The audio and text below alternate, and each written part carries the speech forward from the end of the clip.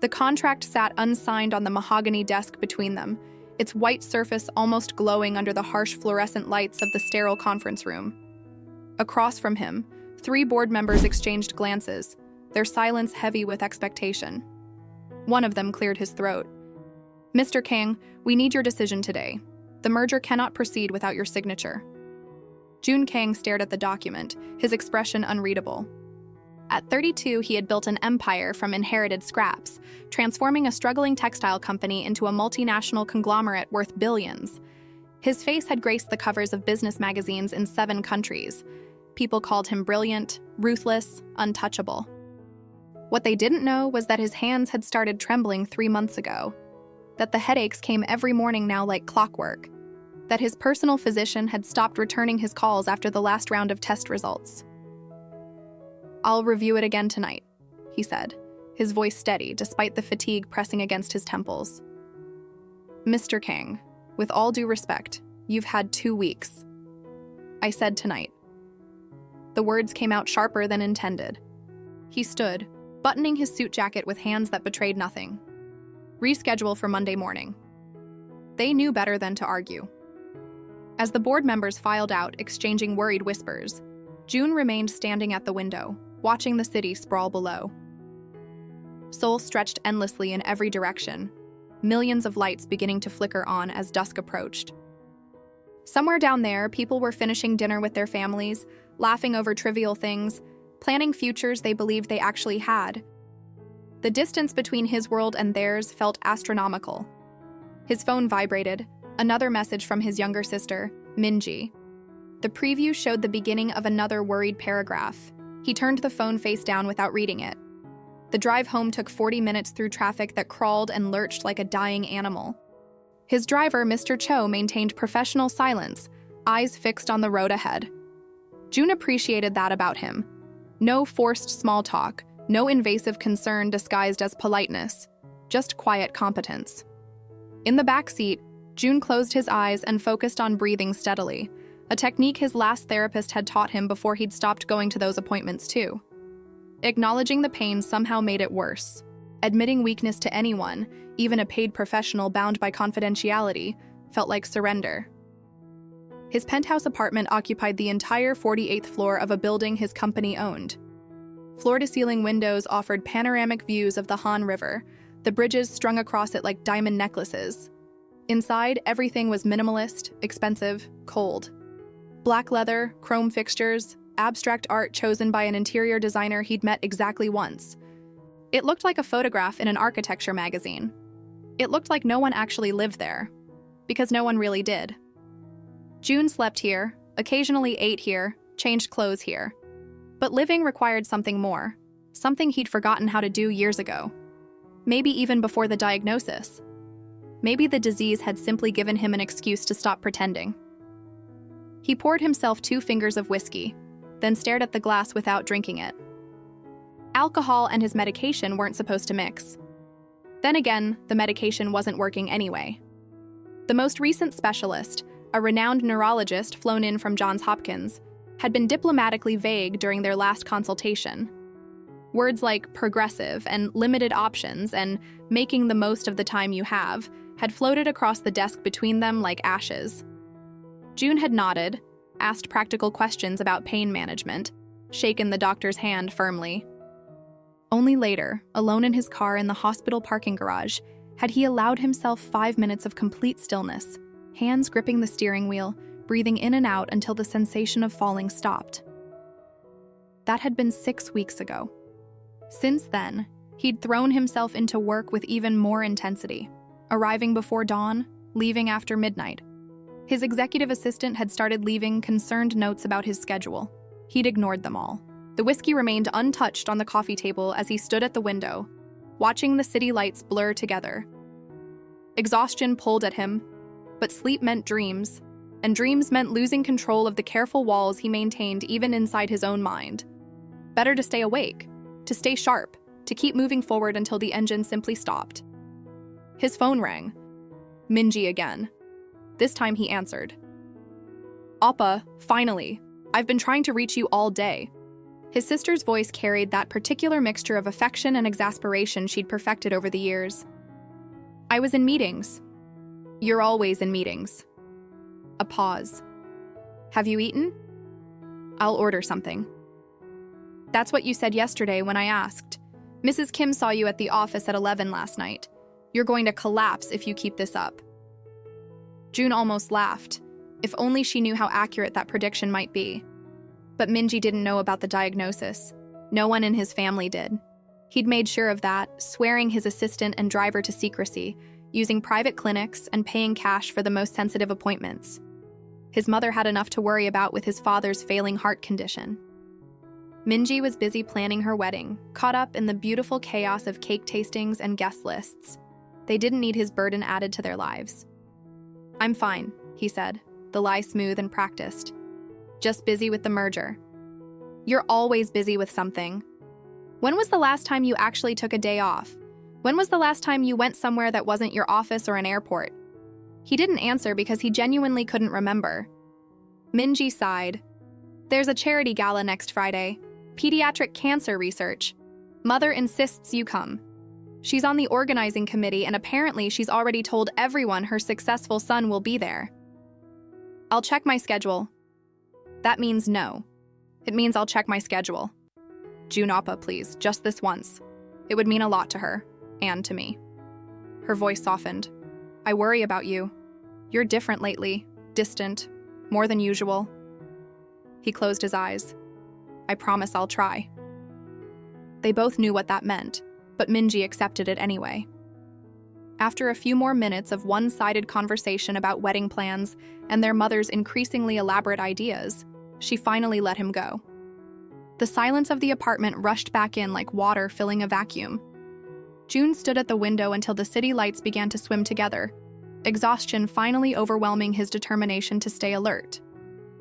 In his bedroom, he swallowed the pills that were supposed to slow the progression, that were supposed to buy him time, that were supposed to do something other than give him expensive false hope. Then he lay down fully clothed on top of the covers and stared at the ceiling until unconsciousness claimed him. The dreams, when they came, were fragmented and strange. He was in a hospital corridor that stretched infinitely in both directions, fluorescent lights flickering overhead. He was searching for something, someone, but every door he opened led to an empty room. In the dream, he was running, his footsteps echoing hollowly, but the corridor never ended, and the thing he was looking for remained always just out of reach. He woke at 4 a.m, heart racing, sheets damp with sweat despite the climate-controlled air.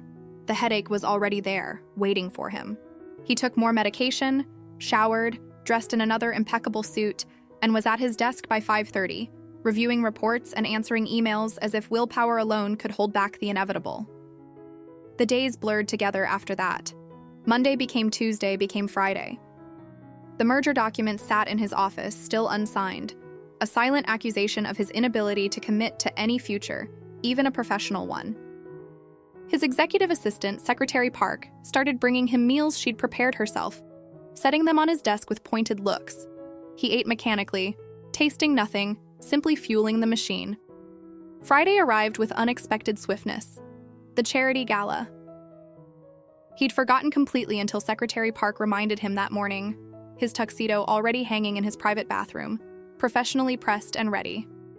For a moment, he considered canceling, inventing some emergency conference call or urgent crisis. But he'd made a promise to Minji, and despite everything, he tried to keep his word when it came to family. The gala was held at one of Seoul's most prestigious hotels, the grand ballroom transformed into something out of a fairy tale with crystal chandeliers and elaborate floral arrangements that probably cost more than most people's annual salaries. June arrived precisely on time, alone as always, and immediately regretted coming. The room was packed with Seoul's elite, wealthy philanthropists in designer gowns and rented tuxedos, all performing their well-rehearsed roles of concerned generosity. His mother spotted him immediately, her face lighting up with genuine happiness. She looked elegant in a navy evening gown, her hair perfectly styled, playing the part of society matron with practiced grace. "June, you came. I'm so glad." She reached up to adjust his bow tie, even though it was already perfect. "You look tired.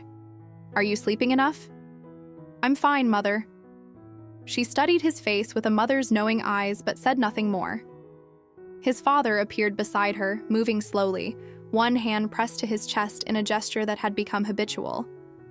They exchanged greetings, his father's grip weaker than June remembered from even a month ago. The thought flickered through his mind that they might both be dying, father and son, racing toward different finish lines. He pushed it away. Minji found him next, radiant in a rose-colored dress, her fiancé Tai-sung in tow. They made a beautiful couple, glowing with that particular light of people who still believed the world was fundamentally good and just. June envied them that innocence even as he knew he'd never possessed it himself. You actually came! Minji hugged him tightly. I owe Taesung dinner. I bet him you'd find an excuse. I keep my promises, June said. Sometimes, she corrected, but she was smiling.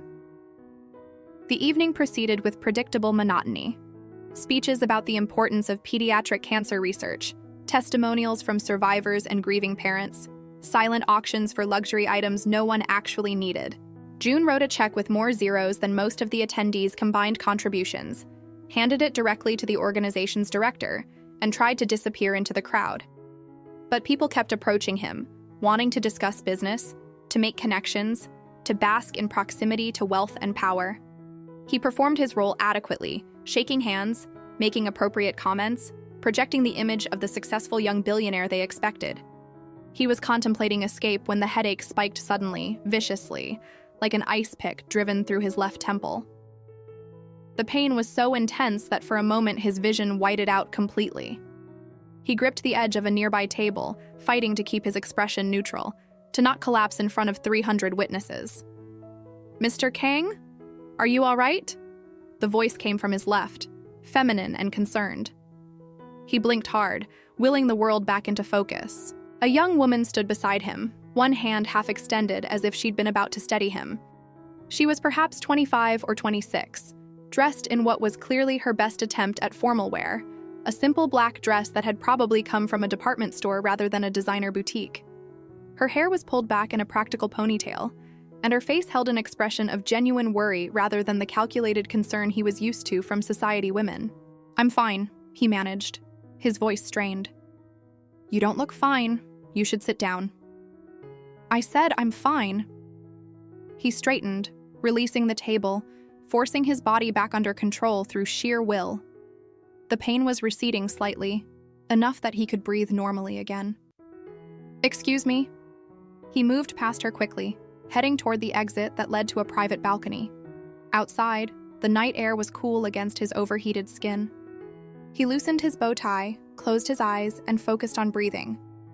In for 4 counts, hold for 4, out for 4. The technique his therapist had taught him. It helped marginally. I brought you water. He turned sharply. The young woman from inside had followed him, now holding out a glass of ice water with the same expression of calm concern. Up close, he could see she wasn't wearing any jewelry except simple earrings. No makeup, except perhaps some lip color. She looked completely out of place at this gathering of Seoul's wealthiest, and yet she seemed entirely unbothered by that fact. I don't recall asking for your assistance, June said coldly. You didn't, but you looked like you needed it anyway. She set the glass on the balcony railing within his reach, then took a step back, giving him space. I'm a nurse. Well, a nursing student. I volunteer at Seoul Children's Hospital, which is why I'm here tonight. I've seen enough medical distress to recognize it. I'm not in medical distress. Okay. She didn't argue, didn't press, just stood there with her hands clasped in front of her, calm and steady. But the water's there if you want it. Despite himself, despite his irritation at being followed, at being seen in a moment of weakness, June picked up the glass and drank. The cold water helped, soothing his throat, giving him something to focus on besides the lingering pain. When he'd finished half the glass, he finally looked at her directly. What's your name? Yoon Soo-ah. Well, Miss Yoon, while I appreciate your concern, I assure you I'm perfectly fine. You can return to the gala. She tilted her head slightly, studying him with a directness that would have been rude in most social contexts. Has anyone ever told you that you're a terrible liar? The statement was so unexpected that June actually felt his carefully maintained mask slip for a fraction of a second. "Excuse me? You're clearly in pain. You're pale, you're sweating despite the cool temperature, and you're gripping that glass like it's the only thing keeping you upright." She spoke matter-of-factly, without judgment. "I don't know what's wrong, and you obviously don't want to talk about it, which is fine. But pretending nothing's wrong doesn't actually make it true." For a long moment, they stood there in silence, the sounds of the gala muffled behind the glass doors. June found himself without a response. People didn't speak to him this way. People didn't challenge him, didn't see through his carefully constructed facades, didn't dare to point out his weaknesses so plainly. "Why do you care?" he asked finally. Suah shrugged slightly. "I don't know. Maybe because I spend my days watching children fight for their lives, and it makes me impatient with adults who won't take care of themselves." She paused. "Or maybe I'm just nosy and bad at minding my own business. My roommate tells me that a lot." Despite everything, despite the pain and the exhaustion and the weight of secrets he carried, June felt the corner of his mouth twitch into something that might have been the beginning of a smile. It faded quickly, but for a moment it had been there. "You should go back inside," he said, but this time his tone was less harsh. "Before people start wondering why you're out here with a stranger. Are you coming back in?" "Eventually." She nodded, accepting this. "Okay. But if you collapse out here alone, I'm going to feel really guilty for not insisting harder." With that, she turned and walked back inside, leaving him alone with his water glass and his thoughts. June stayed on the balcony for another 10 minutes, letting the cool air settle his nerves and allowing the medication in his system to finally catch up with the pain. When he did return to the gala, he found himself scanning the crowd for a simple black dress and a practical ponytail, though he told himself he didn't know why. He spotted her eventually, standing with a group of other young volunteers, laughing at something one of them had said. She looked relaxed, genuine, completely at ease despite being in a room full of people who existed in a different stratosphere of wealth and privilege. Their eyes met across the room for just a moment. She gave him a small nod, as if to say, "You're still standing, good," and then returned to her conversation. June found himself oddly unsettled by the entire interaction. In his world, people either wanted something from him or feared him enough to stay away. This woman had done neither. She'd simply seen someone in pain and offered help, expected nothing in return, and then gone on with her evening. He left the gala early, citing urgent business that couldn't wait. His mother looked disappointed, but not surprised. Minji hugged him goodbye and made him promise to attend her final dress fitting next week. He agreed, knowing he probably wouldn't, hating himself a little for the lie. In the car, Mr. Cho asked if he wanted to go home or back to the office. "Home," June said quietly, then closed his eyes for the remainder of the drive. That night, lying in bed and staring at the ceiling once again, he found his thoughts returning to the balcony, to ice water and unflinching honesty delivered without malice. He realized he didn't even know if Suah was her full name or just a given name, didn't know anything about her except that she was a nursing student and a volunteer, and possibly the only person in months who had looked at him and seen past the armor to the suffering underneath. The thought should have been disturbing. Instead, it was oddly comforting, like a small light in a very dark room. He fell asleep still thinking about it. The weekend passed in a blur of paperwork and phone calls and pretending to himself that he was making progress on decisions he was actually avoiding. By Monday morning, he'd convinced himself that the interaction at the gala had been insignificant, a random encounter that meant nothing and would never be repeated. Seoul was a city of millions. The chances of seeing Yoon Suah again were essentially zero, which made it all the more unexpected when he found her in the lobby of his office building on Tuesday afternoon. He was returning from a lunch meeting, moving quickly through the massive marble-floored space toward the private elevators, when he spotted her standing near the reception desk. She was wearing jeans and a simple sweater, her hair in the same practical ponytail, looking around with an expression that suggested she was either lost or uncertain about being there. June stopped walking. For reasons he didn't examine, he changed direction and approached her. "Miss Yoon." She turned, her face registering surprise and then something that might have been relief. "Mr. Kang, I didn't expect to actually run into you. This is my building. What are you doing here?" "Looking for you, actually." She glanced around at the intimidating space, the security guards, the expensive art installations, the stream of business people moving with purpose through the lobby.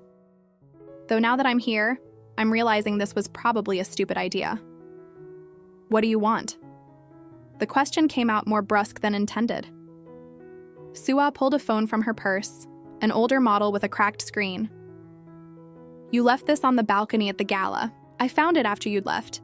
I tried to return it to the event organizers, but they said it would be easier if I just brought it to your office." She held it out to him. "So here I am, probably violating about 15 security protocols." June stared at the phone. It was his personal cell, the one he barely used, different from his work phone. He hadn't even noticed it was missing, which said something about how little it mattered to his daily life. He took it from her, their fingers brushing briefly in the exchange. "You came all the way here to return a phone?" It seemed important. Phones have people's whole lives in them. She paused. "Also, I was curious if you'd actually gotten checked out by a doctor after Friday. You really didn't look good." "That's not your concern." "I know, but I'm asking anyway." They stood there in the middle of the lobby, an absurd tableau. The billionaire CEO and the nursing student separated by every conceivable barrier of wealth, status, and social class, connected by nothing except a returned phone and a moment of unexpected honesty on a balcony. "Would you like some coffee?" The words were out of his mouth before he'd consciously decided to say them. Sua blinked. "What?" "Coffee. There's a cafe on the second floor, as a thank you for returning my phone." Even as he said it, June was questioning his own judgment. He had meetings this afternoon. He had urgent emails waiting. He had 1,000 responsibilities that should take priority over having coffee with a stranger. And yet... "Okay," Sua said slowly. "Sure, coffee sounds good."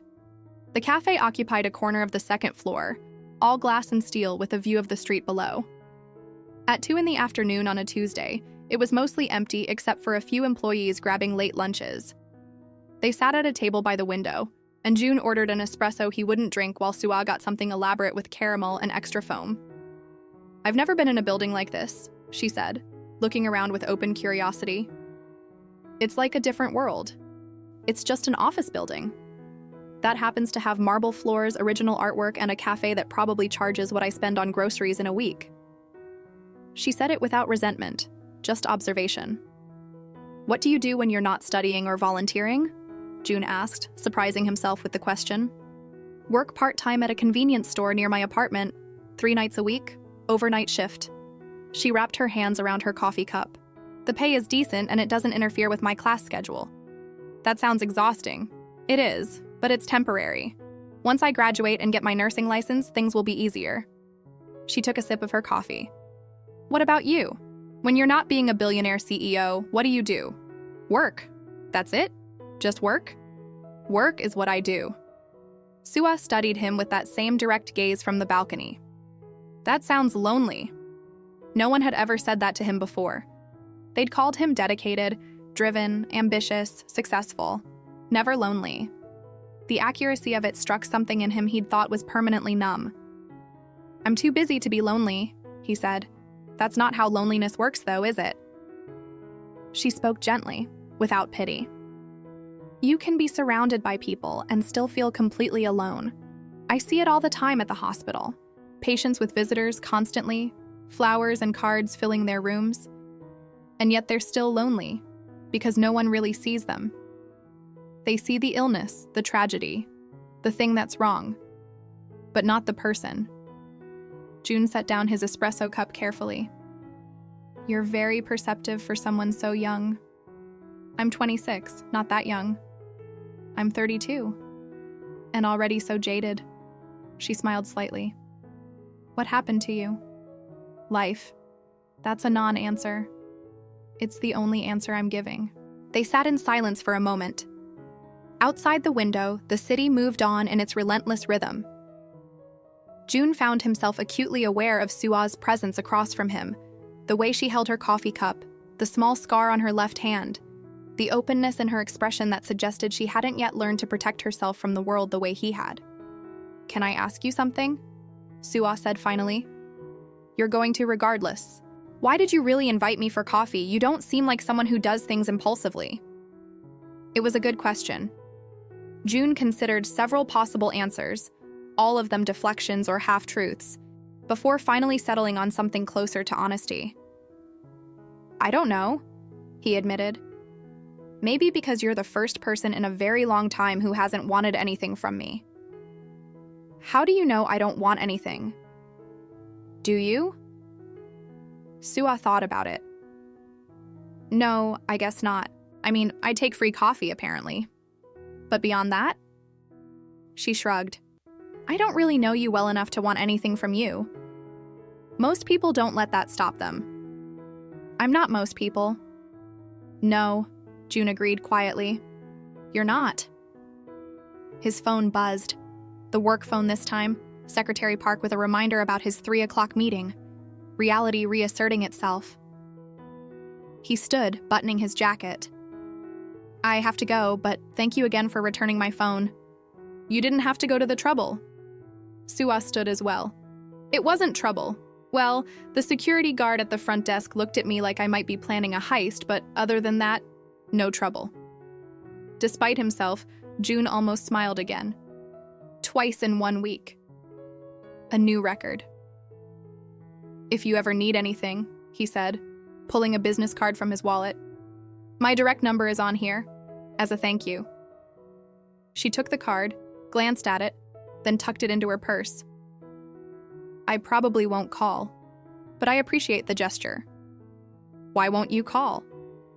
"Because you're a billionaire CEO with much more important things to do than field random calls from nursing students. And because I have a feeling that if I started calling you every time I needed something, you'd end up bankrupting yourself just to help, and that seems like poor financial planning." This time June did smile, small and brief, but genuine. "You have an interesting opinion of my character based on very limited evidence. Nurses are good at reading people. It's a survival skill." They walked back to the lobby together, their footsteps echoing in the vast space. At the exit, they paused.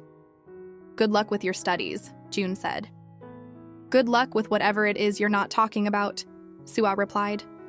Then, more softly, "And please actually see a doctor. Whatever's wrong, it won't get better by ignoring it." She left before he could respond, pushing through the revolving doors and disappearing into the afternoon crowd. June watched her go, then returned to his office and his meeting and his carefully structured life, telling himself that this was it, that their paths had crossed briefly and now would diverge permanently. He was wrong. Over the next 2 weeks, June found himself thinking about their conversation more often than he wanted to admit. Usually late at night, when the medication had worn off and sleep remained elusive, his mind would drift back to the cafe, to her casual honesty and the way she'd looked at him like he was just a person, rather than a position or a net worth. It was unsettling how much that small interaction had affected him. The merger documents remained unsigned. His condition continued its slow progression, new symptoms appearing like unwelcome visitors. Numbness in his fingers that came and went. Moments of vertigo severe enough that he had to grip his desk and wait for the world to stop tilting. He became expert at hiding these episodes, at maintaining his facade of perfect health, even as his body quietly betrayed him. His mother called to remind him about Minji's dress fitting. He promised to come, meant it this time, and then got caught in an emergency board meeting that lasted 6 hours. By the time he called to apologize, Minji's phone went straight to voicemail. He left a message he knew sounded hollow even to his own ears. Secretary Park continued bringing him meals and giving him concerned looks he pretended not to notice. Mr. Cho drove him to increasingly late-night sessions at the office. His assistant compiled reports about his own deteriorating schedule, as if documenting evidence of someone else's life falling apart. 3 weeks after the gala, June was working through lunch in his office when Secretary Park entered without knocking, her face pale. "Sir, there's been an accident. Your father collapsed at the country club. He's being taken to Seoul National University Hospital." The world seemed to pause for a fraction of a second before everything accelerated into sharp focus. June was on his feet, grabbing his jacket, already moving toward the door. Tell Mr. Cho to bring the car around immediately. Cancel everything for the rest of the day. The drive to the hospital felt interminable despite Mr. Cho's best efforts to navigate traffic. June sat in the back seat, hands clenched into fists, trying to control the panic rising in his chest. His father's heart had been failing for months, but somehow June had convinced himself there was still time, that his father would stabilize, that this crisis could be managed like all the others. The emergency room was chaos, doctors and nurses moving with practiced efficiency between curtained beds. June found his mother and Minji in a small waiting area, his mother's face streaked with tears, Minji pale and shaking. They held each other tightly. "What happened?" June asked. "He was playing golf," his mother said, her voice barely above a whisper. "He said he felt tired and wanted to sit down. Then he just collapsed. They said it was a massive heart attack. They're operating now, but the doctor said..." Her voice broke. "They said we should prepare ourselves." June sat down heavily in one of the plastic chairs, his own health crisis temporarily forgotten in the face of his father's mortality. Minji moved to sit beside him, leaning her head against his shoulder. "I'm glad you're here," she whispered. They waited. Hours passed in that terrible limbo unique to hospital waiting rooms, time both crawling and racing, every minute an eternity and every hour gone in a blink. Doctors came and went with updates that said little. The surgery was complicated. His father was weak. They were doing everything they could. June felt utterly helpless, a sensation he despised. In his business life, there was always something to do, some action to take, some problem to solve. Here, he could only sit and wait and pray to gods he wasn't sure he believed in anymore. It was during one of these endless hours that he saw her. Suah emerged from a nearby hallway, wearing scrubs and her ID badge, hair pulled back more severely than before. She was talking to an older nurse, nodding at something being explained, and didn't notice him at first. When she did, her eyes widened slightly in recognition. She finished her conversation and then walked over to where June sat with his family. "Mr. Kang, I didn't expect to see you here." "My father," he said simply, gesturing vaguely toward the operating rooms beyond. "Heart attack." Understanding crossed her face immediately. "I'm so sorry. Is there anything I can do?" "No, we're just waiting." Suah glanced at his mother and sister, both lost in their own worried thoughts, then back at June. "I'm working in the cardiac unit tonight. I'll ask around, see if I can get any updates for you. Unofficial ones." "You don't have to." "I know, but I'm going to anyway." She touched his shoulder briefly, a gesture of comfort that somehow helped more than hours of sitting alone. "Try to stay hopeful. The doctors here are excellent." She left before he could respond, disappearing back into the organized chaos of the hospital. Minji looked up at him questioningly. "Who was that?" "Someone I met at the gala. She's a nursing student here. She seems nice." "She is." Another 2 hours passed before a surgeon finally emerged, still in his scrubs, his face carefully neutral. June and his family stood immediately. "The surgery was successful," the doctor said, and June felt his mother sag with relief beside him. "But I want to be clear about the situation. Your father's heart is severely damaged. We've done what we can, but his prognosis is guarded. The next 48 hours will be critical. We'll be monitoring him constantly in the cardiac ICU." "Can we see him?" his mother asked. "Soon. He's in recovery now. Once he's stable and moved to the ICU, we'll allow brief visits. One at a time, only a few minutes each." They thanked the doctor, who left with the same efficient purposefulness he'd arrived with. June's mother wept openly now, tears of relief and residual fear. Minji held her, crying as well. June stood apart slightly, feeling the weight of his own secrets pressing down on him. His father might survive this crisis only to watch his son deteriorate and die in the coming months. The thought was almost unbearable. It was after midnight when they were finally allowed to see their father, still unconscious, connected to a bewildering array of machines that beeped and hummed and kept his damaged heart beating. They took turns sitting with him, speaking to him even though he couldn't hear, holding his hand and trying not to look at how fragile he'd become. When it was June's turn, He sat in the uncomfortable plastic chair beside the bed and studied his father's face. The man had aged dramatically in the past year, the illness carving lines deeper, stealing color and vitality. June wondered if he would look the same soon, if his own disease would transform him into this shadow of who he'd been. "I'm sorry," June whispered, though he didn't know exactly what he was apologizing for not visiting more, for being too consumed with work, for having his own terminal illness and being too cowardly to tell anyone, for all of it.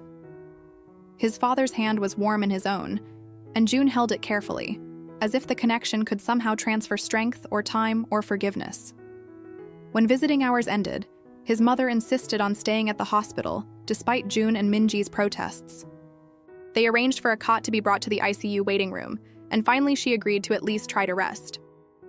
June sent Minji home with a promise to call if anything changed, and then found himself alone in the hospital corridor at 2 a.m, exhausted beyond measure but too wired to consider sleep. He walked without direction, following hallways he didn't know toward destinations he didn't have. Eventually, he found himself in a small chapel the hospital maintained for families who needed a quiet place to fall apart. It was empty, dimly lit, peaceful.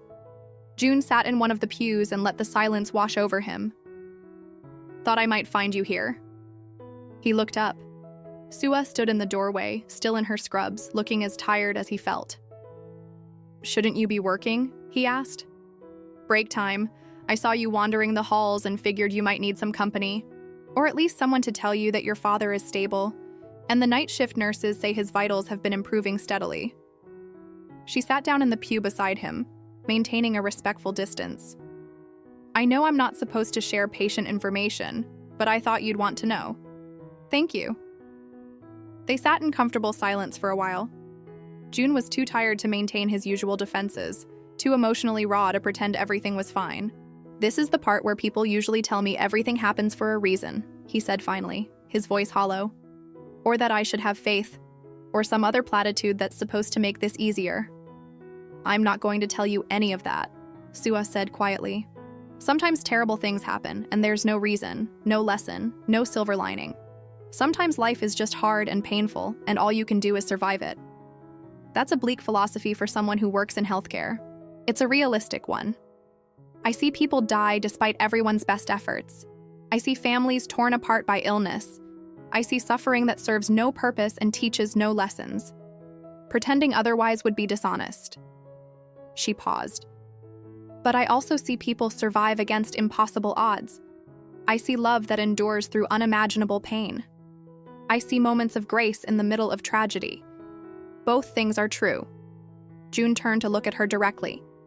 "How do you bear it? Seeing all of that every day?" "I focus on what I can control. I do my job as well as I possibly can. I try to make patients comfortable, to give families hope when there is hope and honesty when there isn't.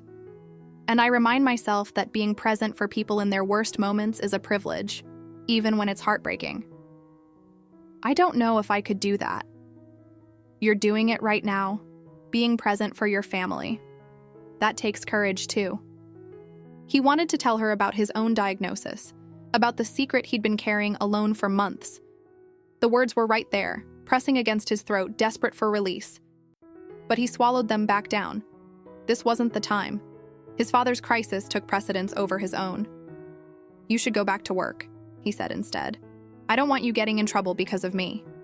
"Probably right." But she didn't move immediately. "Will you be okay?" "Eventually." "That's honest, at least." She stood, stretching slightly. "Try to get some sleep if you can. There's a family rest area on the 4th floor with actual beds, better than the chairs in the waiting room." "I'll consider it." Liar. But she smiled slightly as she said it. "I'm here until 7 a.m. if you need anything, even if it's just someone to sit with you in silence." After she left, June remained in the chapel for another hour, too exhausted to move, too anxious to rest. His phone buzzed periodically with messages from Secretary Park and board members and business associates who'd heard about his father. He ignored all of them.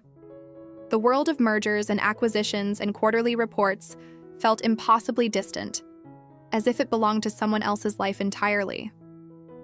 Eventually, he did make his way to the 4th floor rest area, more to have something to do than from any real hope of sleeping.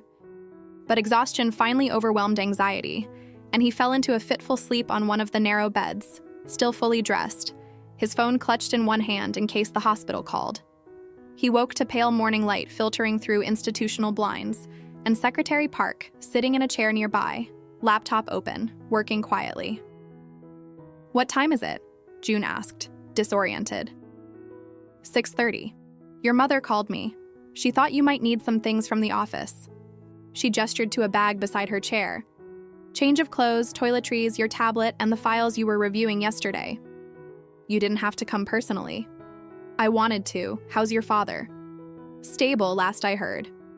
Secretary Park nodded, her expression carefully professional but her eyes concerned. She'd worked for him for 5 years, long enough to read his moods, to know when he was pretending to be fine. "I've cleared your schedule for the rest of the week. The board understands the situation. The merger can wait. Your family is more important." June wanted to argue, to insist he could handle both, but the words wouldn't come. Because she was right, and because he was too tired to maintain the pretense that work always came first. He showered and changed in the hospital bathroom, the hot water helping to clear some of the fog from his mind.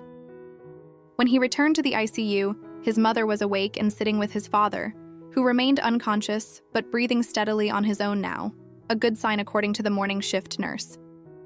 Minji arrived shortly after with coffee and breakfast pastries no one had the appetite to eat. They settled into the rhythm of hospital vigil, hours marked by shift changes and doctor rounds and brief updates that said little.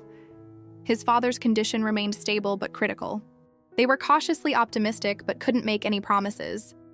One day at a time.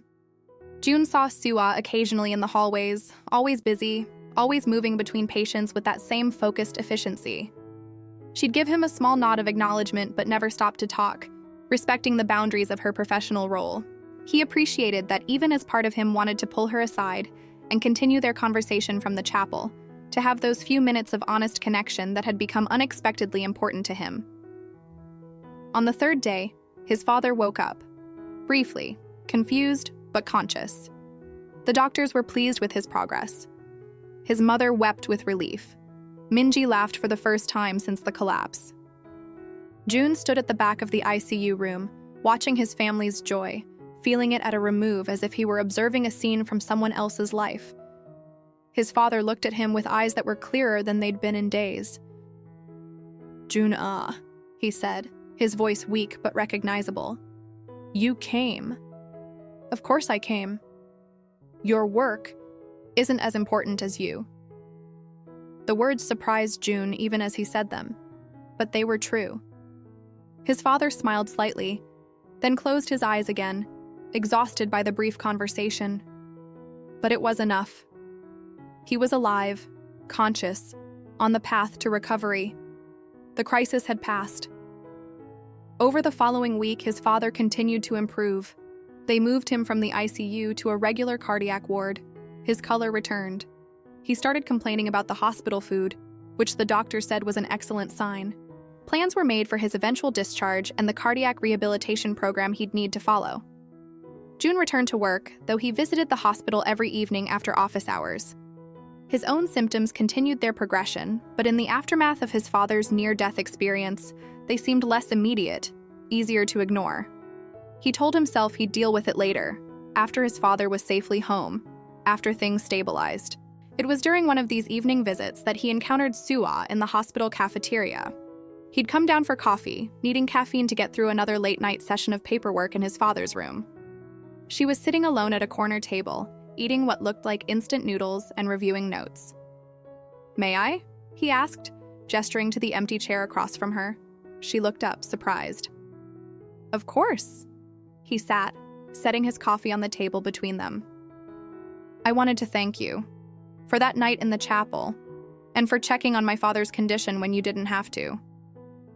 You don't need to thank me for basic human decency. Most people wouldn't have bothered. Then most people are missing the point of being human." She set down her chopsticks. "I'm glad your father is recovering. He seems like a fighter." "He is. Stubborn as hell, actually. Drives the nurses crazy. Those are usually the ones who survive." She smiled. "How are you holding up?" "Fine. She gave him that look again, the one that saw through his armor. Still a terrible liar. Still too perceptive for your own good. They sat in comfortable silence for a moment. The cafeteria around them was mostly empty at this hour, just a few other exhausted family members and off-duty staff grabbing late meals. "Can I ask you something?" June said finally. "You're going to regardless." He almost smiled at having his own words thrown back at him. "Why nursing? It seems like a difficult career choice. Long hours, difficult patients, witnessing suffering constantly." Suah considered the question seriously. "My younger brother died when I was 15. Leukemia. He was in and out of hospitals for 3 years before the end. The nurses were the ones who made those years bearable. Not just for him, but for our whole family. They were kind when everyone else was clinical. They took time to explain things. They treated him like a person, not just a diagnosis." She paused. "I wanted to be that for someone else, to be the person who makes the worst moments just slightly more bearable. I'm sorry about your brother." "Thank you. It was a long time ago, but you never really stop missing them, you know? The people you lose." June thought about his own impending death, about the grief he would leave behind for his family, and felt something twist in his chest. "No, I suppose you don't." His phone buzzed, a message from Minji saying their mother wanted to go home and get some real rest, asking if June could stay with their father for a few hours. He typed a quick, affirmative response. "I should go," he said, standing. "But thank you again, for everything. June." She used his given name naturally, as if they'd known each other longer than a few brief encounters. "Whatever it is you're dealing with, you don't have to do it alone. I know we're basically strangers, but sometimes strangers are easier to talk to than the people who actually know you." For a long moment, he stood there, balanced on the edge of confession, the truth about his diagnosis right there on his tongue. But the moment passed. He nodded instead, a silent acknowledgement of her offer, and left before he could change his mind. His father was asleep when June returned to his room, breathing easily, his color better than it had been in months. June settled into the uncomfortable chair beside the bed, pulled out his tablet, and tried to focus on work emails. But his mind kept drifting back to the cafeteria, to Suah's story about her brother, to the way she'd said, "You don't have to do it alone," as if it were really that simple. Maybe for normal people it was. But June had spent his entire life alone in the ways that mattered, surrounded by people but fundamentally isolated, successful but empty, powerful but powerless against the thing growing in his brain that would eventually kill him. He must have dozed off because he woke to his father's voice. "Juna?" He sat up quickly. "Father, do you need something? Should I call the nurse?" No, I'm fine." His father's voice was stronger now, more like himself. "I wanted to talk to you. Well, it's just us. You should rest." "I've done nothing but rest for days. I want to talk." He shifted slightly in the bed, wincing. "I'm proud of you. I don't think I say that enough. What you've built with the company, how you've grown it, your success. I'm proud." June felt something catch in his throat. "Thank you. But I worry about you." His father's eyes were sharp, despite his weakened state. "You work too hard. You never take time for yourself. You've never even been in love, have you?" "Father, I'm dying, June. Maybe not today or tomorrow, but eventually. This heart is going to give out no matter how many surgeries they do, and when I'm gone, I don't want you to be alone with nothing but your company for comfort." "I'm fine. You're always fine. That's the problem." His father sighed. "Promise me you'll try, to find someone, to let someone in, to build a life that's about more than just work and success." June wanted to tell him that there wasn't enough time, that his own expiration date was approaching faster than anyone knew. But he couldn't lay that burden on his father now, not while he was still recovering. So he lied. "I promise," he said. His father seemed satisfied with that, closing his eyes again with a small smile. Within minutes, he was asleep, his breathing even and peaceful. June sat in the darkness, his father's words echoing in his mind. "Promise me you'll try, to let someone in." He thought about Suwa, about her easy honesty and direct gaze, about the way she made him feel seen rather than just observed. He thought about how many times their paths had crossed in just a few short weeks, about the strange coincidences that kept bringing her into his orbit. He told himself it meant nothing, that she was just a kind person doing her job, that their interactions were purely circumstantial, that he was reading significance into randomness because he was desperate for connection in the face of his own mortality. But in the quiet of the hospital room, with his father's steady breathing, the only sound, June allowed himself to wonder what might be possible if he was brave enough to take his father's advice, to try, to let someone in, even if only for the little time he had left. His father was discharged 2 weeks later with strict instructions about diet, exercise, and medication. June arranged for a private cardiac nurse to visit daily for the best rehabilitation program in Seoul, for everything money could buy to maximize his father's chances of long-term survival. His mother fussed and worried, his father complained about being treated like an invalid, and slowly their household found a new normal. June returned fully to work, the merger documents still haunting his desk. The board was getting impatient. Competitors were circling. Every day he delayed was costing opportunities, market position, strategic advantage. He knew this intellectually, could see it in the increasingly tense board meetings and the concerned faces of his executive team. But he still couldn't sign. Secretary Park found him one evening staring at the unsigned documents, the pen in his hand, his expression unreadable. "What's holding you back?" she asked quietly. "I don't know." The admission surprised him. "It's a good deal. It makes strategic sense. It will position us perfectly for expansion into Southeast Asian markets. I should sign it." But it locks us in for 10 years, and I don't know if..." He stopped, catching himself. "If what, sir?" "Nothing. It's fine. I'll sign it tomorrow." Secretary Park looked at him with the same kind of seeing expression Suwa had perfected, and June realized his careful secrets were becoming transparent to the people who paid attention. He wondered how long before someone explicitly called him out on his deteriorating health, his uncharacteristic indecision, his fundamental unraveling.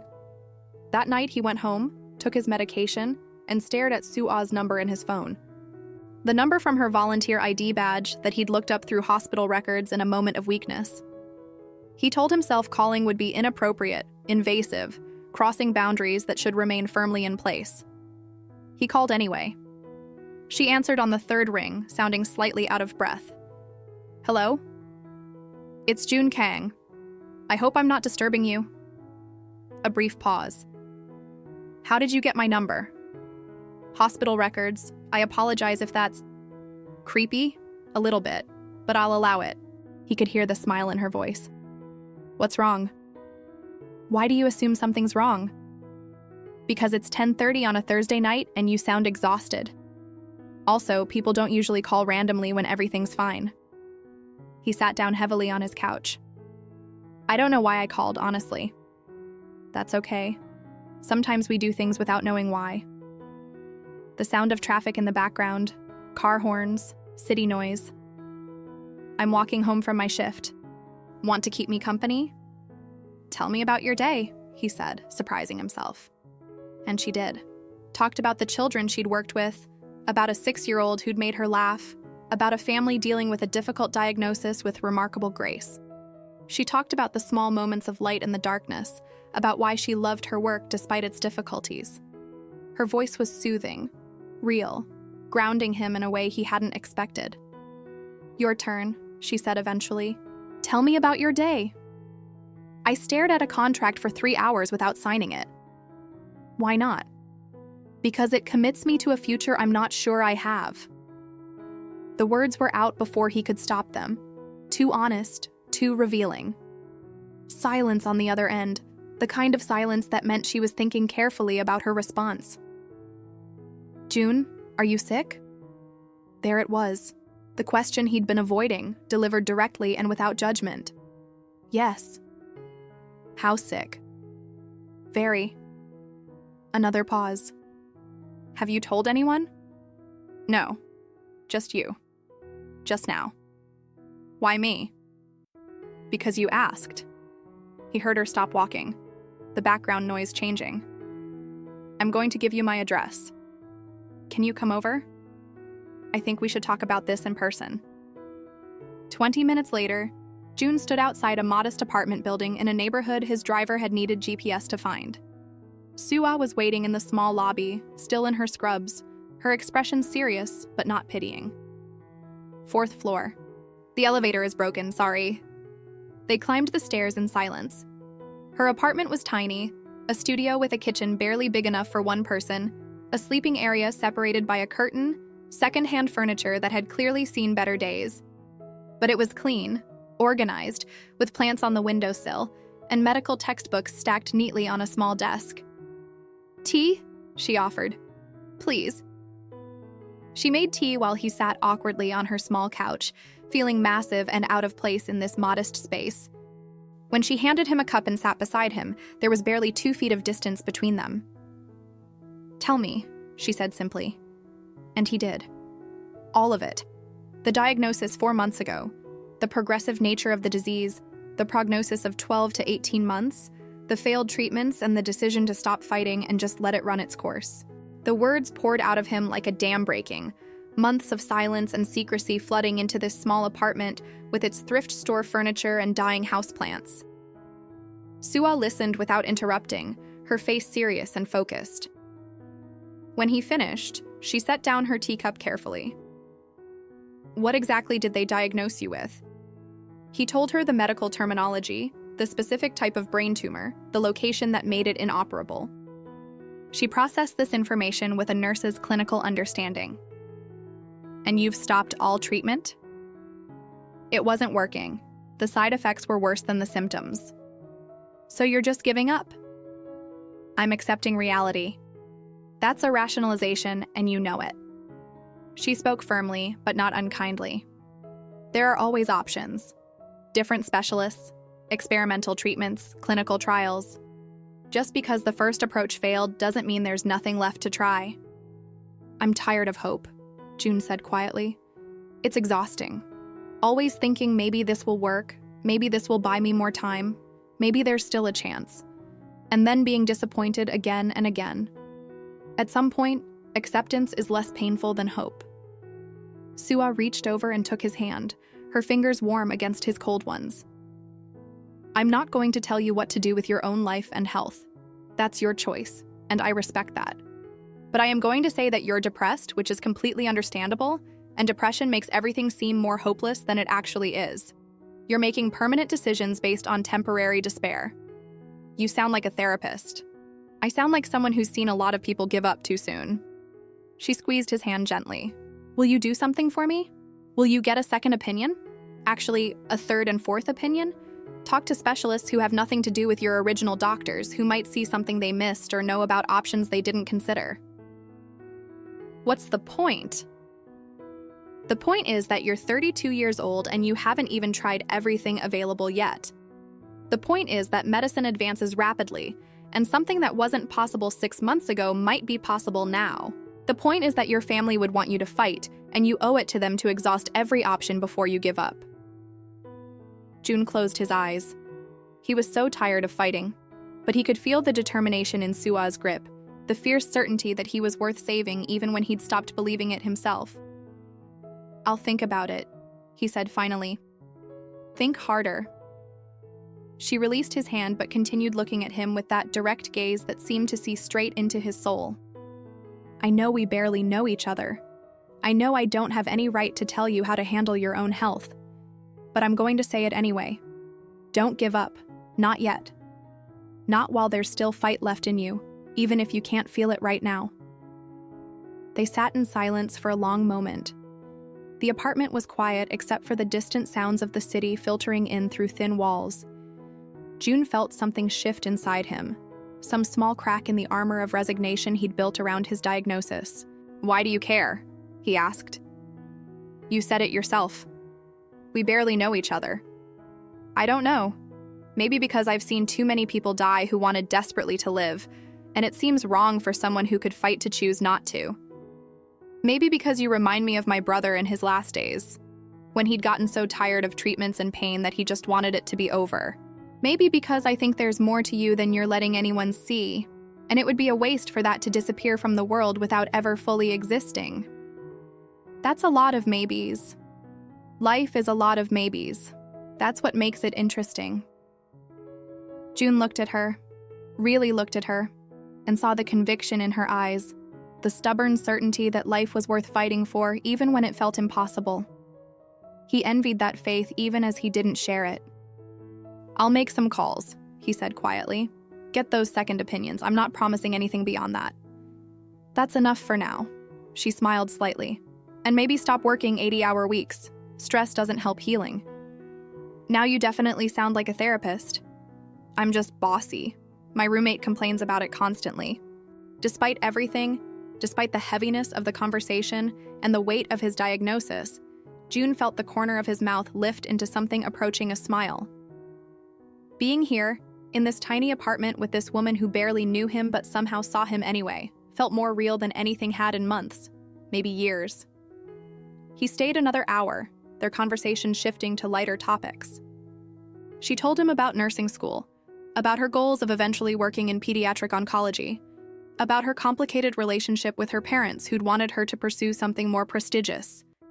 He told her about building his company, about the satisfaction of turning around failing businesses, about the loneliness of success. They talked like people getting to know each other, simple and honest and uncomplicated.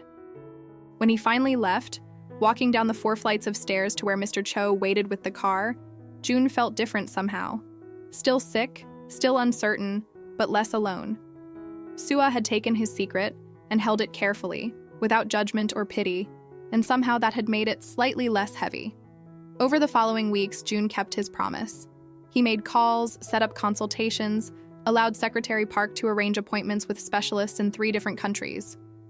He submitted to new scans, new tests, new examinations that poked and prodded and searched for anything the previous doctors might have missed. And miraculously, they found something. A specialist in Boston, renowned for innovative approaches to inoperable tumors, reviewed June's scans and saw a possibility. A new treatment protocol, still experimental but showing promising results. It involved targeted radiation combined with immunotherapy, a 1-2 approach that had shown success in tumors similar to June's. The risks were significant. The side effects would be brutal. Success wasn't guaranteed. But it was a chance. A real, tangible chance where before there had been only resignation. June sat in the specialist's office via video call, listening to the explanation of the treatment protocol, the statistics, the warnings and caveats, and careful hedging of medical language that refused to promise anything. When the doctor finished, June asked the only question that mattered. "If I do this, what are my actual chances?" The doctor considered carefully. "If the treatment works as we hope, I'd say 60% chance of significant tumor reduction, maybe 40% chance of remission. Those aren't guarantees, Mr. Kang, but they're possibilities." 60%. 40%. 6 weeks ago, June's chances had been 0. The improvement was staggering. "I'll do it," he said. The doctor smiled, clearly pleased. "I'll have my staff coordinate with your local physicians.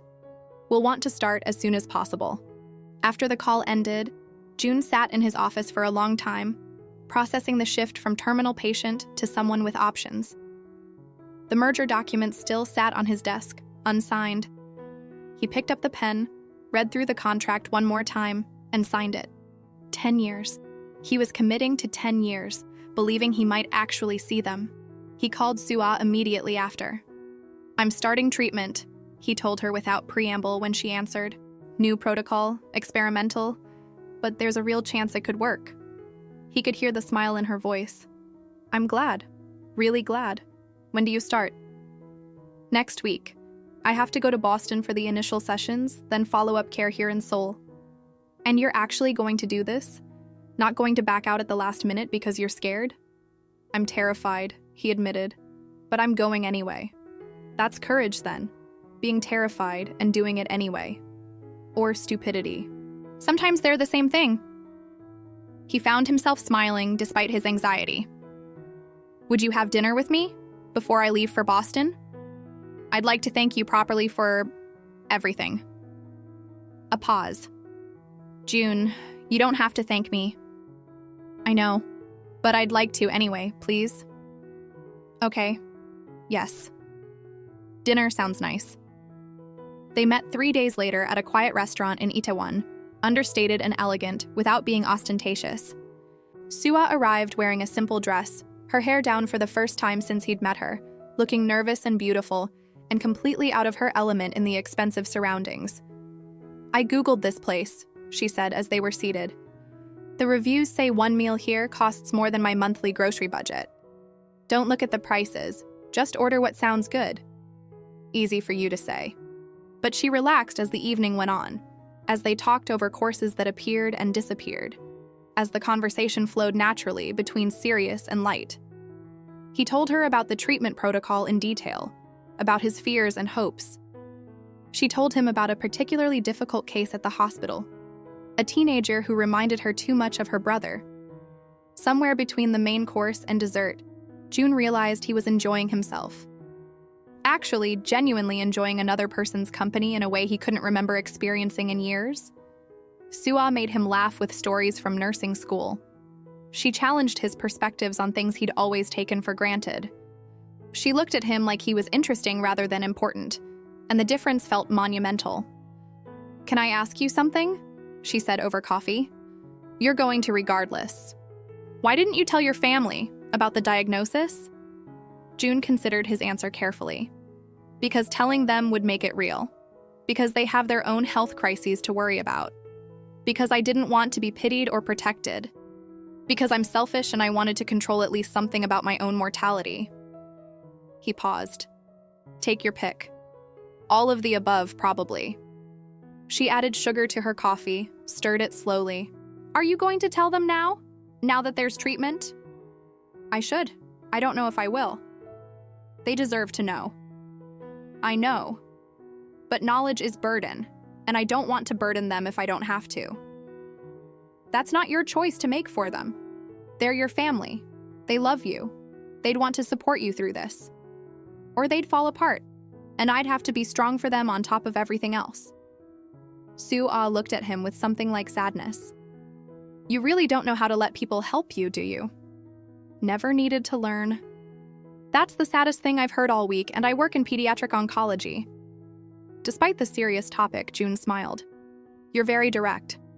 You've mentioned that before." "It's not a criticism." "Good, because I'm not changing." They left the restaurant and walked without destination through the nighttime streets of Itaewon, the neighborhood bustling with life and energy around them. It was late spring now, the weather perfect, cherry blossoms long gone, but the memory of them still lingering in the warm air. "Thank you," June said as they walked. "For pushing me to get those second opinions. For caring when you had no reason to. For being honest with me when everyone else just tells me what they think I want to hear. You're welcome, though I didn't do it for thanks." "Why did you do it?" She thought about it. "Because everyone deserves someone who believes they're worth fighting for, even when they stop believing it themselves." They stopped at a small park, sitting on a bench that overlooked the Han River in the distance, its surface reflecting the city lights. June felt more at peace than he had in months, sitting here with this woman who'd appeared in his life seemingly by accident and then refused to let him give up. "When I come back from Boston," he said carefully, "would you want to do this again? Dinner, talking, spending time together?" "Are you asking me on a date?" "I suppose I am." "Then yes." "Just like that?" "Just like that." She turned to look at him directly. "June, I'm not interested in your money or your status or whatever else you think people usually want from you. I like you. The actual you when you stop pretending to be invincible. So yes, I'd like to see you again when you get back." He wanted to kiss her. The thought surprised him with its intensity, its suddenness. He wanted to lean over and kiss her right there on that park bench with the city spreading out below them. But he didn't. Not yet.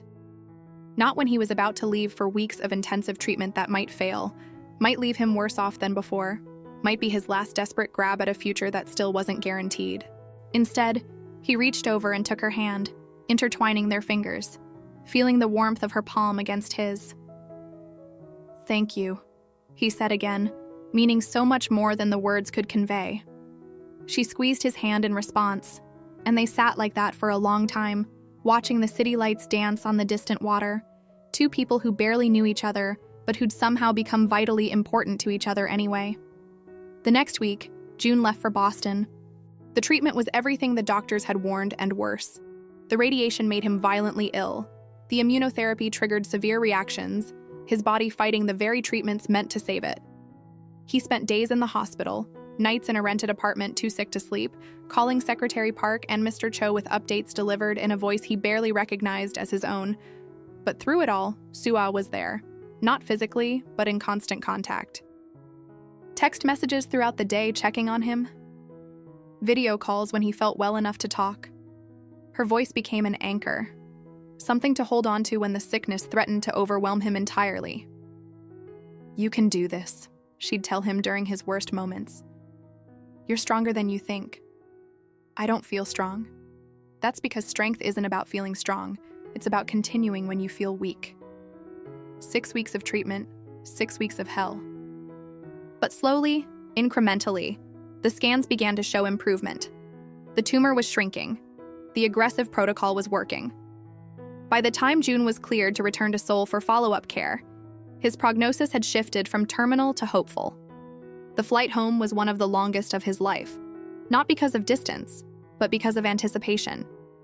He wanted to see Sua, to tell her in person that the impossible had happened, that he'd been given a second chance at life he'd never expected to receive. She met him at the airport, waiting in arrivals with a sign that read, "Mr. Terrible Liar," instead of his actual name. When he saw her, something in his chest unlocked, some final piece of armor falling away. He walked toward her, and she dropped the sign and hugged him tightly. "You look awful," she said against his shoulder. "I feel awful. But you're alive." "But I'm alive." They held onto each other in the middle of the crowded airport, two people who'd found each other by accident and stayed together through choice. When they finally pulled apart, both had tears in their eyes. "Take me home," June said. "Your penthouse or my studio apartment? I don't care, wherever you are." She smiled through her tears. "Your penthouse. It has better water pressure, and I'm betting you want a real shower after 6 weeks of hospital bathrooms." In the car, with Mr. Cho driving and Sua sitting beside him in the back seat, June felt something he hadn't experienced in longer than he could remember. Hope. Real, tangible hope for a future that extended beyond the next scan, the next appointment, the next crisis. "I told my family," he said quietly. "About the diagnosis, the treatment, all of it." "How did they take it?" "Minji cried for an hour. My mother is furious I didn't tell her sooner. My father just held my hand and said he understood why I'd kept it secret." He paused. "You were right. They deserve to know." "How do you feel about telling them?" "Relieved. Guilty. Glad I don't have to carry it alone anymore." He turned to look at her. "Thank you for pushing me." "That's what I do. I push people toward things that are good for them even when they resist." "Lucky me." "Lucky you," she agreed. The follow-up treatment in Seoul was less brutal than Boston, but still difficult. Regular radiation sessions, constant monitoring, medications that made him nauseous and exhausted. June cut back his work hours dramatically, delegating more to his executive team, trusting others to handle decisions he would have previously insisted on making himself. And through it all, Sua was there. She rearranged her schedule to accompany him to appointments when she could. She brought him meals when he was too sick to cook. She sat with him during his worst moments without trying to fix things or offer empty platitudes. She was simply present, steady, unflinching in the face of his vulnerability. Somewhere in those months of treatment and recovery, friendship became something more. He wasn't sure exactly when it happened. Maybe it was the night she fell asleep on his couch while they watched a movie, and he covered her with a blanket and let her sleep rather than wake her to send her home. Maybe it was the morning after a particularly brutal radiation session when she showed up at his door with soup and sat with him all day, working on her nursing assignments while he drifted in and out of sleep. Maybe it was the accumulation of 1,000 small moments of care and connection that added up to something undeniable. 3 months after his return from Boston, the scans showed something miraculous. The tumor was 90% gone. What remained was inactive, dormant, unlikely to grow. His doctors used words like remission, an excellent prognosis, and very lucky. June sat in the consultation room listening to them explain his dramatically improved condition and felt tears run down his face for the first time since his diagnosis. He was going to live, actually genuinely live, not just survive. He called Sua immediately from the parking lot. "The tumor is gone," he said when she answered. "I mean, mostly gone, but enough. They're calling it remission." He heard her start crying on the other end of the line. "June, that's amazing. I'm so happy for you. I knew you could do it. I didn't do it alone. You pushed me to try when I'd given up. This is as much your victory as mine." "That's not true. It is to me." He paused. "Come to dinner tonight. Let me celebrate with you properly." "I can't. I have my final nursing exam tomorrow. I need to study." "Then I'll bring dinner to you. We can celebrate and you can study. Please. I want to share this with you." She laughed through her tears. "Okay, yes, come over. But just dinner. I really do need to study." He showed up at her apartment with enough food for a small army. Champagne he knew she wouldn't drink because of her exam, and a bouquet of flowers that barely fit through her door. She looked at the spread he was arranging on her tiny kitchen counter with amused disbelief. "This is way too much food."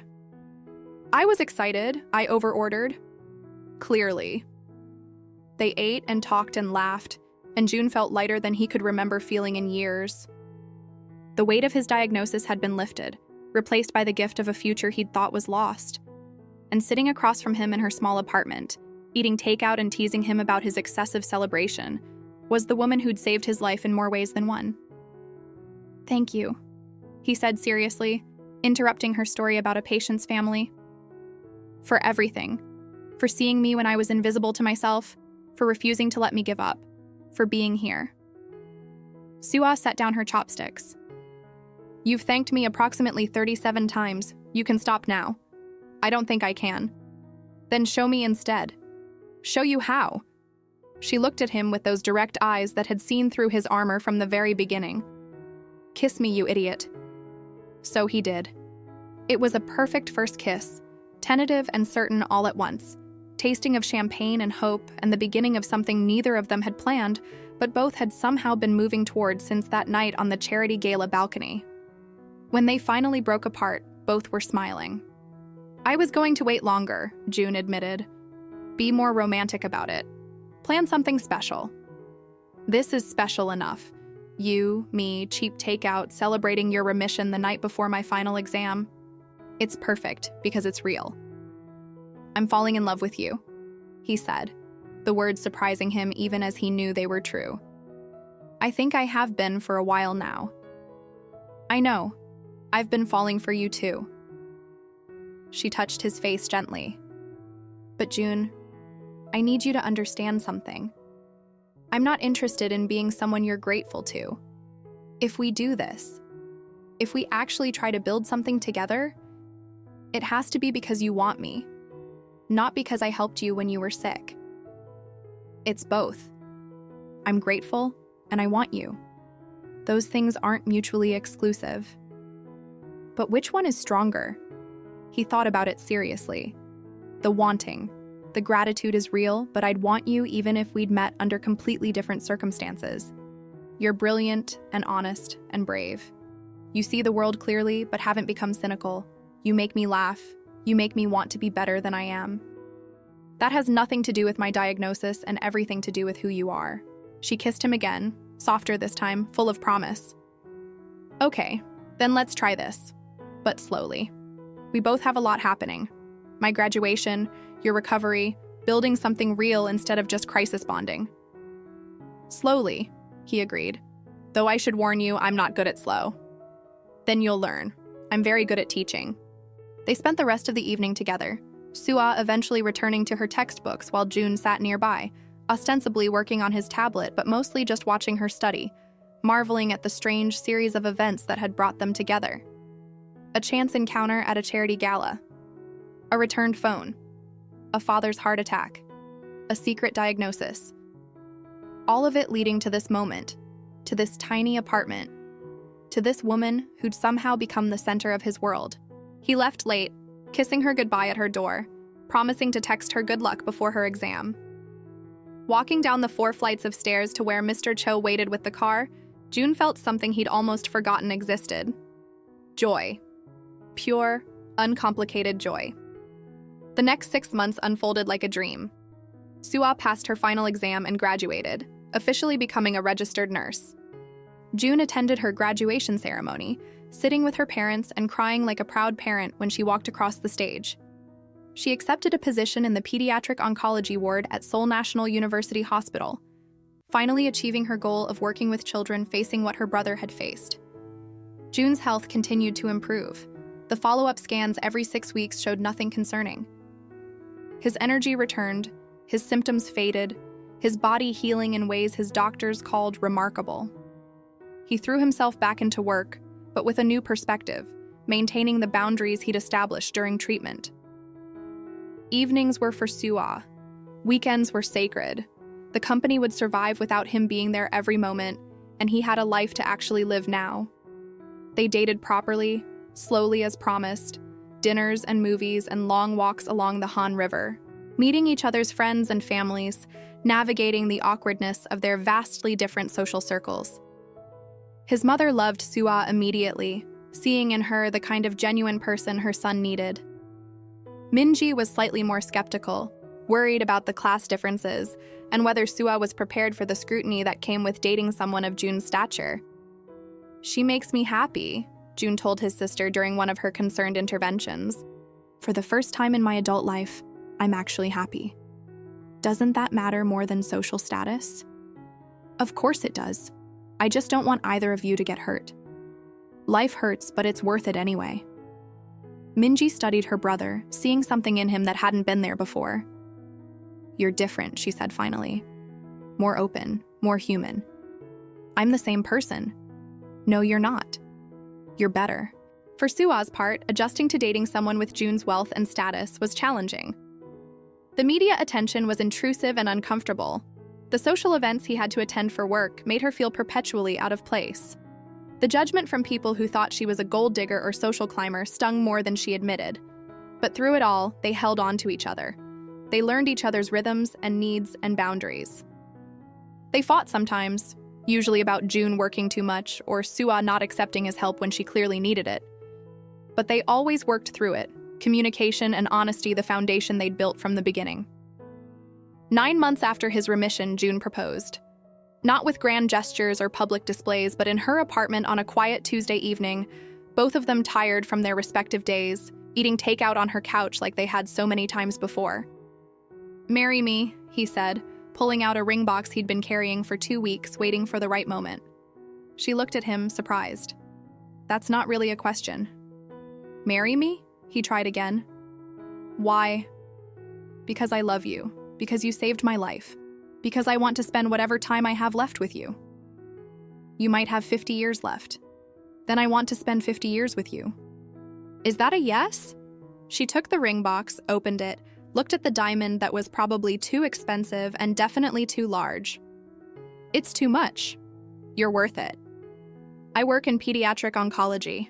I can't wear this to work. Children will try to eat it." "Wear it when you're not at work." She looked at him seriously. "June, I need you to be sure about this. Not grateful, not caught up in recovery euphoria." "Sure." "Because marriage is a long time, and I need to know you're choosing me for the right reasons." "I am choosing you for every reason. Because you make me laugh. Because you call me on my bullshit. Because you're compassionate and strong and you believe in fighting for things even when they seem impossible. Because when I think about my future, you're in every version of it I can imagine." He paused. "And yes, because you pushed me to get treatment when I'd given up. But that's just one reason among hundreds." Tears were running down her face now. "Ask me properly." He slid off the couch, kneeling on the floor of her tiny apartment in his expensive suit. "Yoon Sua, will you marry me?" "Yes," she said, laughing and crying simultaneously. "Yes, of course, yes." He slipped the ring on her finger and she pulled him up to kiss him, both of them laughing now, giddy with joy and possibility. They'd survived so much to get to this moment. A terminal diagnosis. aggressive treatment, the weight of secrets and the courage to be vulnerable. And through it all, they'd found each other, held on to each other, built something real out of the ruins of his former life. They were married 6 months later in a ceremony that perfectly reflected their combined worlds. Elegant and expensive, because June's family insisted, and because he wanted to celebrate properly, but intimate and genuine because those were the only kind of events Suwa could tolerate. The guest list was small, mostly family and close friends. The ceremony was held in a garden, not a grand hotel ballroom. They wrote their own vows, standing before each other and promising futures neither had been certain they'd have. When June said, "I do," he was promising more than just marriage. He was promising to keep fighting, to keep choosing life, to keep being vulnerable and open in ways that terrified him. When Suwa said, "I do," she was promising to keep seeing him, really seeing him, past the wealth and status to the man underneath who was still learning how to let people in. Their first year of marriage was an adjustment, learning to share space and life and decisions. They moved into a new apartment together, something between his penthouse and her studio, large enough to be comfortable, but not so massive that they'd lose each other in it. Suwa continued her work at the hospital. June continued managing his company. They carved out time for each other, protected it fiercely. The follow-up scans remained clear. 3 months, 6 months, 9 months, a year. Each one showing no signs of recurrence. Each one allowing June to breathe a little easier, to believe a little more fully in the possibility of a long life. "You know what the strangest thing is?" he said one night as they lay in bed, Suwa reading a medical journal while he answered emails on his tablet. "What?" "I almost died, and it was the best thing that ever happened to me." She set down her journal. "That's a little melodramatic. But true. If I hadn't gotten sick, I never would have stopped long enough to actually live. I would have worked myself into an early grave anyway, just from stress and exhaustion instead of a brain tumor. Being forced to slow down, to confront mortality, to accept help, it changed everything. You could have done those things without a terminal diagnosis. Could have, but I wouldn't have. I was too stubborn, too convinced I didn't need anyone." He set aside his tablet and turned to face her fully. "You changed my life, Suwa, in every way that matters. The treatment changed your life. I just suggested you try it. You did more than that, and you know it." She smiled, touching his face gently. "We changed each other. You taught me that not everyone with wealth is selfish and disconnected. That success doesn't have to mean sacrificing humanity. That vulnerability is possible even for people who spend their whole lives being strong. We're both works in progress." "Forever," she agreed. "But at least we're progressing together." 2 years after his remission, Suwa became pregnant. They hadn't been actively trying, both still adjusting to marriage and building their life together. But the surprise was a welcome one. June cried when she told him, overwhelmed by the thought of creating life when he'd been so certain his own was ending. "We're having a baby," he kept repeating, as if saying it enough times would make it feel real. "We're having a baby," Suwa confirmed, laughing at his dazed expression. The pregnancy was smooth, uncomplicated. June attended every appointment, read every baby book Suwa brought home, transformed a spare room into a nursery with more care and attention than he'd given to any business project. His family was ecstatic. Minji immediately began planning elaborate baby showers. His mother started knitting tiny blankets with an intensity that suggested she'd been waiting her entire life for grandchildren. Their daughter was born on a spring morning, arriving exactly on her due date with the same kind of precision and planning. Suwa approached everything. They named her Jiwoo, and June held her for the first time with hands that trembled, looking down at this tiny, perfect person who existed because he hadn't given up, because Suwa had pushed him to fight, because life had decided to give him a second chance. "She's beautiful," he whispered. "She looks like a potato," Suwa said affectionately from her hospital bed. "But she's our potato. The most beautiful potato in the world." In the weeks and months that followed Jiwoo's birth, June discovered new depths of exhaustion he hadn't thought possible. Sleepless nights, constant feedings, the overwhelming responsibility of keeping a tiny human alive. But underneath the exhaustion was a joy so profound it sometimes took his breath away. This was what he'd almost missed. This was what giving up would have cost him. He cut back his work hours even more, delegating extensively, trusting his team in ways he never had before. He wanted to be present for Jiwoo's life, not a distant figure who appeared occasionally between meetings. He wanted to be the father his own father had tried to be, before illness and age and the demands of life had gotten in the way. Soo-ah thrived as a mother, balancing her work with motherhood with the same competence she brought to everything. She returned to the hospital part-time, refusing to give up work entirely despite Jun's offers to support her completely. "I love our daughter," she told him, "but I also love my work. I can be both a mother and a nurse. Women have been doing it for generations. I just want to make things easier for you." "I know, but easy isn't always better. I need the challenge, the purpose beyond just motherhood. It makes me better at both things." He understood that, even if part of him wanted to wrap her and Jiwoo in protective bubbles where nothing could ever hurt them. But that wasn't how life worked. You couldn't protect people from everything. You could only love them, support them, and trust that they were strong enough to handle what came. 3 years after remission, 5 years after his initial diagnosis, Jun's scans remained completely clear. His doctors began using the word cured rather than remission. The nightmare that had nearly destroyed him had transformed into the best thing that ever happened, just as he'd told Soo-ah.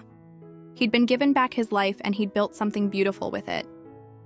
On their 5th wedding anniversary, they returned to the park where he'd first asked her on a date, where they'd sat holding hands and watching the city lights reflect on the river. Jiwoo was with Jun's mother for the evening, giving them rare time alone together. "Remember when you couldn't even consider a future?" Soo-ah asked as they sat on the same bench. "When signing a 10-year merger contract felt impossible because you didn't think you'd be alive to see it through?" "I remember." "That contract expires next year, by the way. I'm negotiating a new one." 20 years this time?" 30. I'm optimistic." She leaned her head against his shoulder. "I'm glad you got your second chance. I'm glad you fought for it. I'm glad you pushed me to fight. I wouldn't have done it without you." "You would have eventually. You're stronger than you thought." "Maybe, but it would have been too late." They sat in comfortable silence for a while, watching the river, the city, the life moving around them. Jun thought about how close he'd come to missing all of this. The love, the marriage, the daughter, the simple joy of sitting on a park bench with someone who understood him completely. All of it had been hovering just out of reach, waiting for him to be brave enough to grab it. "Do you ever regret it?" he asked. "Attaching yourself to someone who was dying? Taking on all the complications that came with me?" "Every single day," Soo-ah said seriously. He looked at her, surprised and hurt. She laughed. "I'm kidding you, idiot. Of course I don't regret it. You're the best thing that ever happened to me. You and Jiwoo. Everything else is just details." "I love you," he said. "I know. You've mentioned it approximately 37,000 times. I'll probably mention it 37,000 more. Good. I'll never get tired of hearing it." As the sun set over Seoul, painting the sky in shades of orange and pink and purple, Jun Kang held his wife's hand and felt something he'd spent most of his life not believing in. He felt complete, whole, like all the broken pieces of himself had finally been put back together in a configuration that actually worked. He had been dying, and then he'd met someone who refused to let him give up. She had pushed him to fight, to hope, to believe in impossible things. And somehow, miraculously, the impossible had happened. He'd been saved, not just medically, but emotionally, spiritually, in every way that mattered. The bond between them had been forged in crisis, tempered by vulnerability, strengthened by choice. Every day he woke up next to her was a gift he'd almost thrown away. Every moment with their daughter was a miracle he'd nearly missed. The disease that should have killed him had instead led him to the life he'd been too afraid and too closed off to pursue on his own. Years would pass. Jiwoo would grow. More children might come. Jun's company would continue to thrive under his more balanced leadership. Soo-ah's career would flourish. They would face challenges, arguments, difficulties. Life wasn't a fairy tale, and they both knew it. But they would face it together, two people who'd found each other in the darkness and chosen to walk toward the light hand in hand. And that choice, made every single day in 1,000 small ways, was what made their love real, lasting, true. The invisible bond that tied them together wasn't destiny or fate or divine intervention. It was simpler and more profound than that. It was the choice to see each other fully, to support each other completely, to build something beautiful out of the ruins of what could have been. It was gratitude transformed into love, crisis transformed into connection, ending transformed into beginning. It was everything Jun Kang had never known he needed until Yoon Soo-ah walked onto a balcony with a glass of water and refused to let him lie about being fine. And it was enough. More than enough. It was everything.